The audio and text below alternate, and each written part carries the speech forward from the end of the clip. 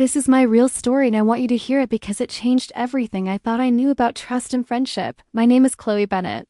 I'm 22 years old, and when I first moved away from home for college, I was so excited to start fresh live in a dorm and meet new people. I never imagined that the roommate I was assigned someone who smiled at me on that very first day, someone who I thought would become a sister to me would turn into the source of the worst horror I have ever lived through. What I went through wasn't just petty arguments about messy rooms or stolen clothes.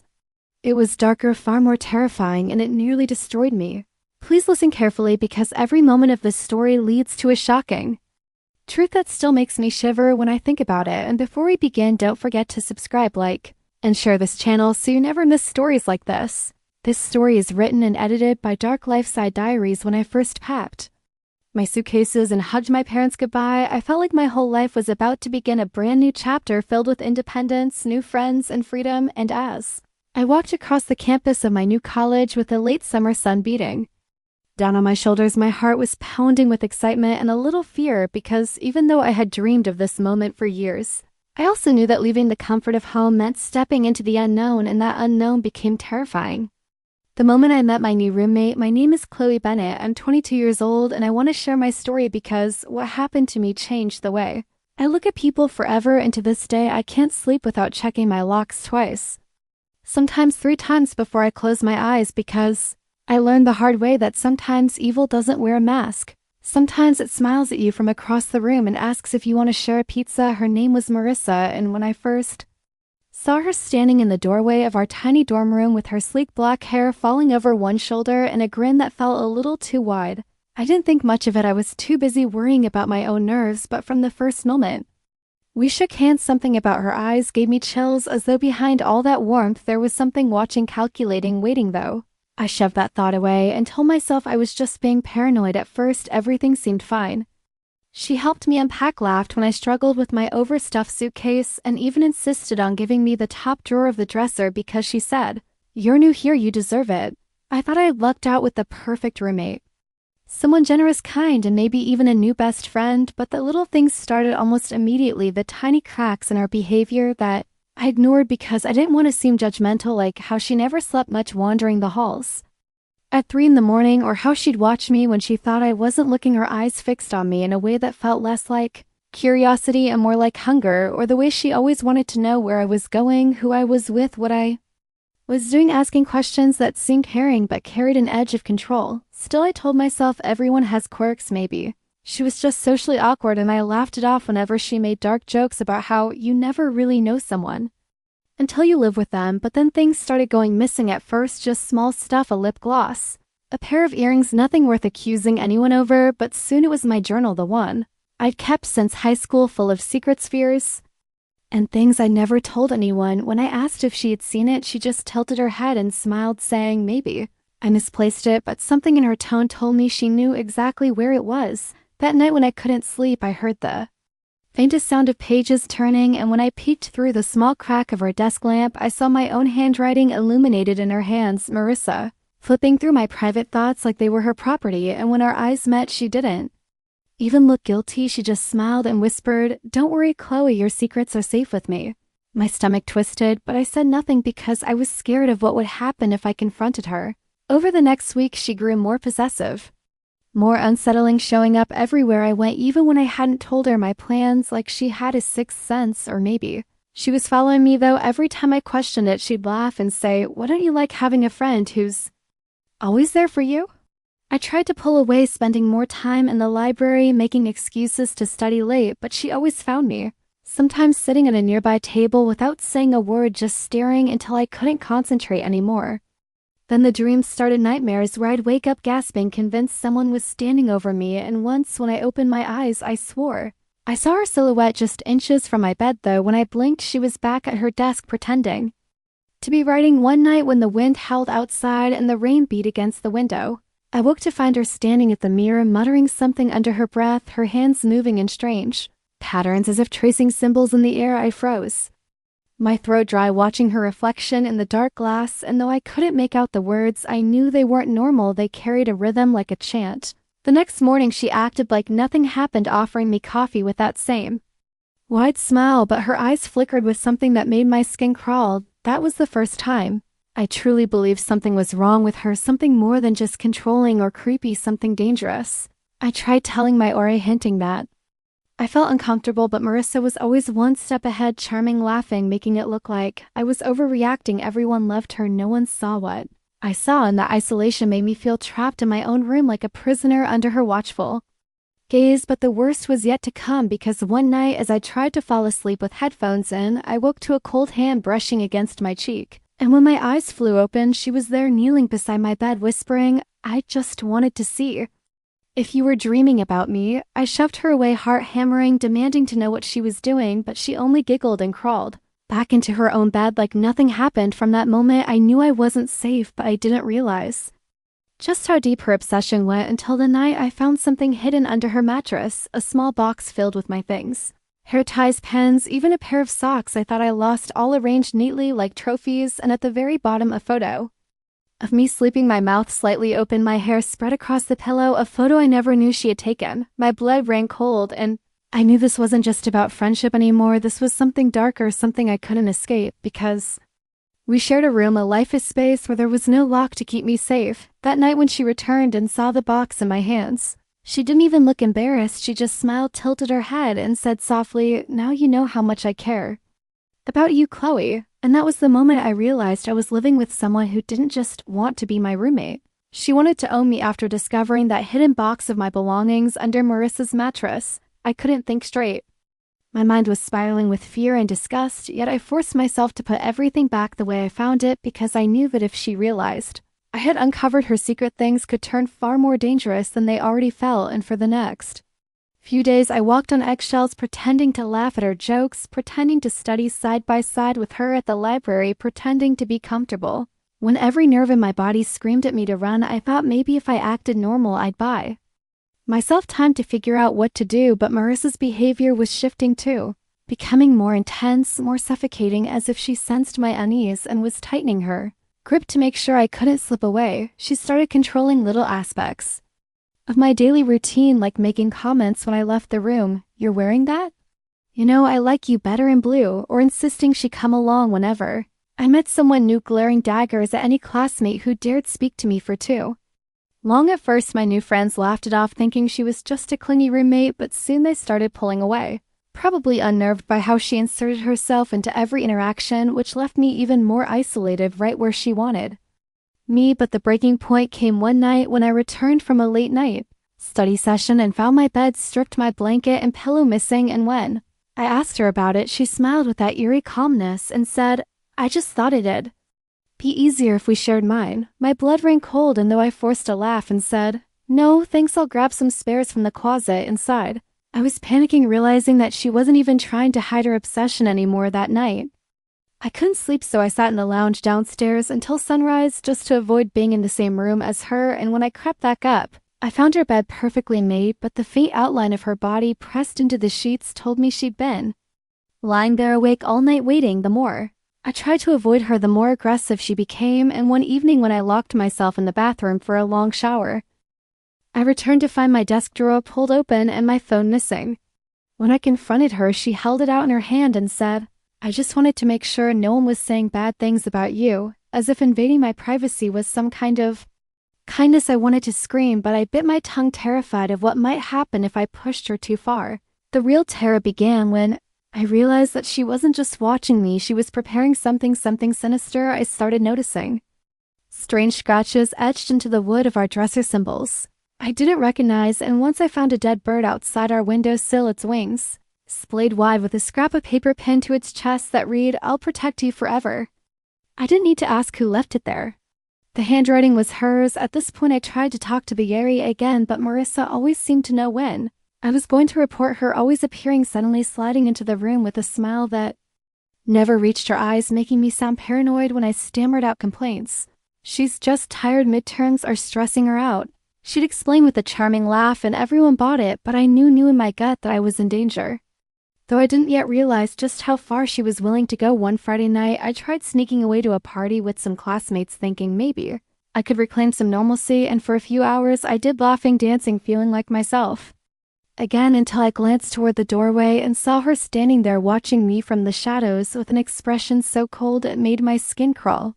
I left immediately, heart racing, but when I got back to our dorm, she was already inside sitting cross-legged on her bed with the lights off, whispering, "You shouldn't leave me, Chloe. I don't like it when you leave me." That was the first time. I saw a flicker of rage beneath her calm mask, and it terrified me more than anything. That night, I locked myself in the bathroom with my phone, finally calling my parents in tears, telling them everything, but before I could finish, the line went dead. My phone suddenly shut off, even though I knew I had plenty of battery, and when I opened the door, she was standing there in the dark, holding my charger cord in her hand, her smile stretched unnaturally wide. I realized she had cut the power to my phone just to stop me from asking for help. Over the next days, things escalated in ways I still struggle to describe. I'd wake to find my belongings rearranged, my clothes folded on her bed instead of mine, or little notes tucked into my textbooks that read things like, "We're meant to be forever and you can't leave me." Once I found a strand of my own hair braided into a bracelet around her wrist. My stomach churned every time I saw it, but I was too afraid to confront her, too afraid of what she might do if she felt rejected.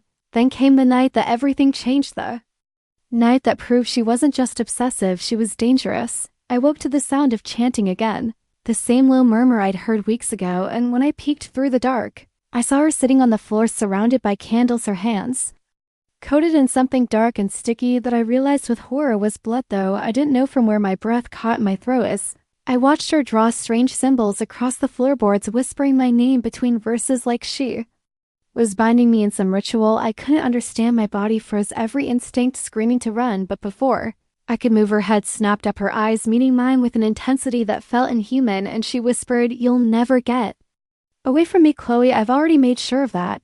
That night, I didn't sleep at all, too afraid of what she might do if I closed my eyes, and when morning came, I went straight to the area again, begging them to move me, but once again Marissa played her part, wrapping an arm around my shoulders and telling them how I'd been having bad dreams and struggling with stress, making me look unstable. I wanted to scream, but the words died in my throat because I realized nobody believed me. Nobody saw what I saw, and that's what I knew. If I wanted to survive, I couldn't wait for someone else to save me. I'd have to find a way to escape Marissa on my own before her obsession consumed me entirely. After weeks of torment, of whispered threats and twisted rituals, I thought I had seen the worst of Marissa, but part 3 of this nightmare showed me that I had only been scratching the surface of her madness, and when I say that, I mean every single day after that night of candles and blood became a living hell where she stopped pretending altogether and let her obsession rot into violence. It began one evening when I returned from class and found my textbook slashed with scissors, entire chapters ripped to pieces. And when I demanded to know why, she simply said, "You don't need these anymore. You don't need school. You need me."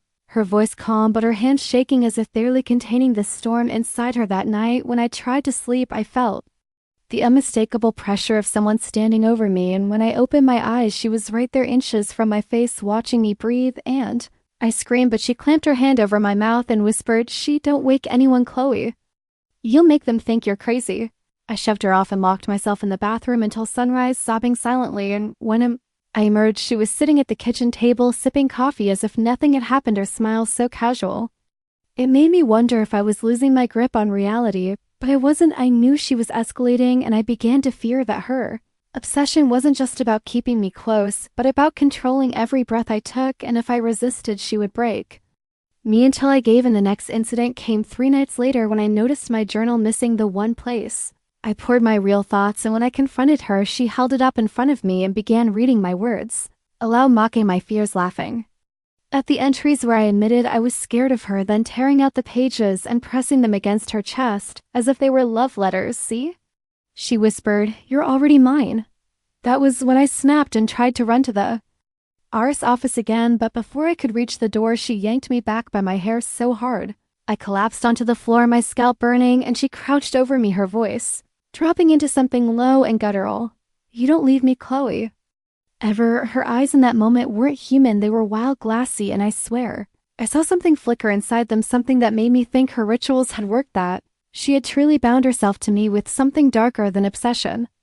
After that, I avoided being in the room with her as much as possible, spending nights in the library, napping in empty classrooms, anywhere but our dorm. But she always found me, always appeared in doorways or hallways with that same serene smile, like She was stalking me without even trying to hide it. One night, I stayed late at the library until nearly 3 a.m., hoping she'd be asleep by the time I returned, but when I opened the door to our room, the smell of burning hit me, and I saw that she had lit dozens of candles arranged in a circle around my bed with my pillow lying in the center as if she'd been performing some twisted ceremony. The walls were scrawled with phrases written in red, my name over and over again, and when I stumbled backward in shock, she emerged from the shadows, holding a knife, her voice soft as she said, "Don't be afraid, I'm just trying to protect you from them." I don't know who them was supposed to be, but in that moment I realized she wasn't just delusional, she was dangerous, and I bolted running down the hall barefoot, begging someone to believe me. Security came, but by the time they reached the room, the candles were gone, the walls were clean, and Marissa was calmly brushing her hair, acting confused, asking why I was making up stories again. Everyone looked at me like I was insane, and I felt the walls closing and she was manipulating reality itself, making me look unstable while she tightened her claws. That night I didn't go back.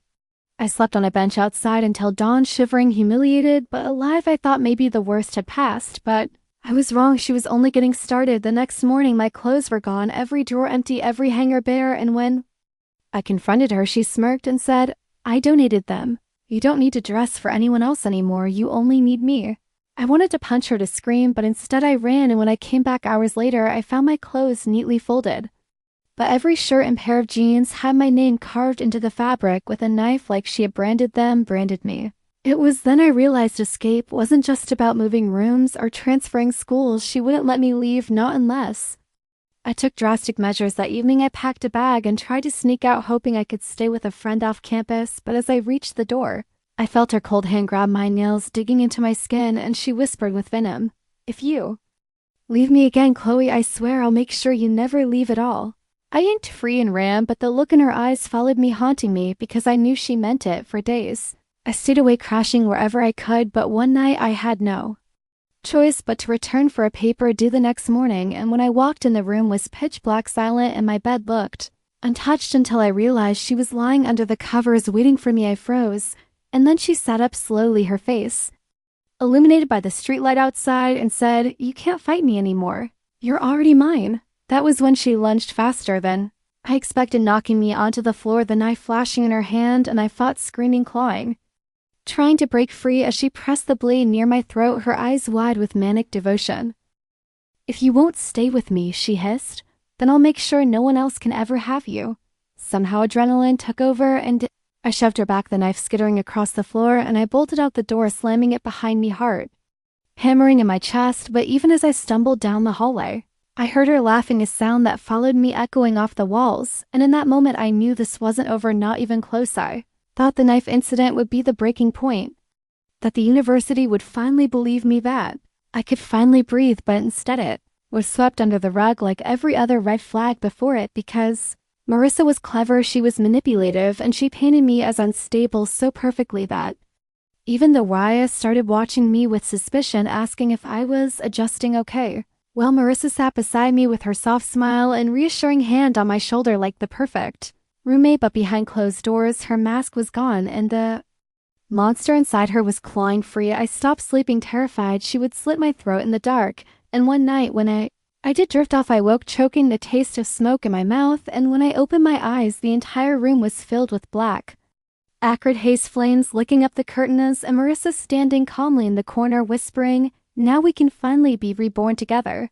She had set the room on fire while I was asleep, and I barely made it out alive, sprinting barefoot down the hall, coughing and screaming until security dragged me outside. The fire department called it an accident, faulty wiring, but I knew better because I had seen the lighter in her hand, had heard the words spilling from her lips like a prayer to something ancient and hungry. I thought they'd expel her, but she somehow twisted it around again, crying, shaking, insisting she'd saved me, but she'd dragged me out before it was too late, and people believed her, people pitied her, while I was left shivering in borrowed clothes, feeling like I was screaming into a void no one could hear. That was the moment I realized no one was coming to save me, that if I wanted to survive, I had to end this myself. I started researching the symbols I'd seen on the walls, the words she muttered in the dark, and what I found chilled me to the bone. Ancient rites of binding, rituals meant to tie two souls together, beyond death rituals that demanded sacrifice. She wasn't just obsessed, she was trying to make me hers forever, and the only way she could finish it was by killing me. Every step I took after that was a countdown.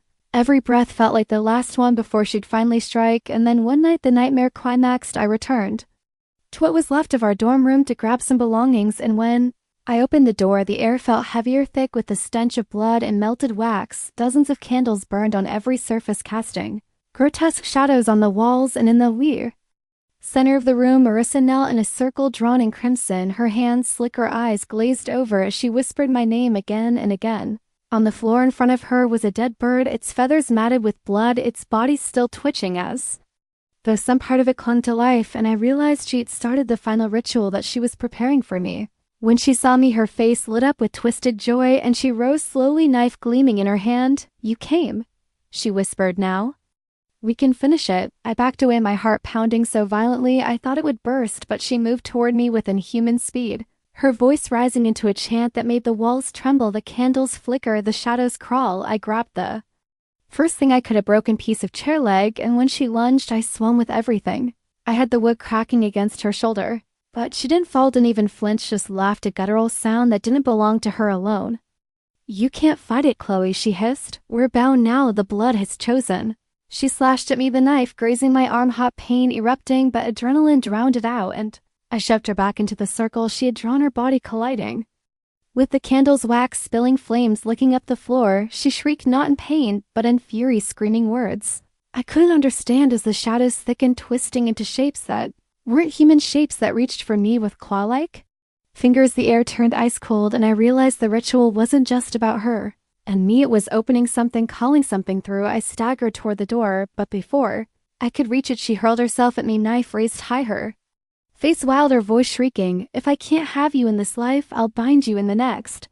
And then instinct took over. I grabbed her wrist mid-swing, twisted with every ounce of strength, and the knife turned in her own hand, plunging deep into her chest. Her scream was piercing, but not of pain, of rage, of betrayal, like I had broken some sacred promise. And then she fell back into the circle, her blood spilling onto the symbols, soaking into the floor. The candles flared one last time, and then the shadows closed in around her, swallowing her body whole. I stood frozen, watching in horror as her limbs twisted unnaturally, her eyes rolled back, and her mouth gaped open in a silent scream before her entire form collapsed inward, vanishing into the pool of blood that hissed and steamed until there was nothing left but scorched wood.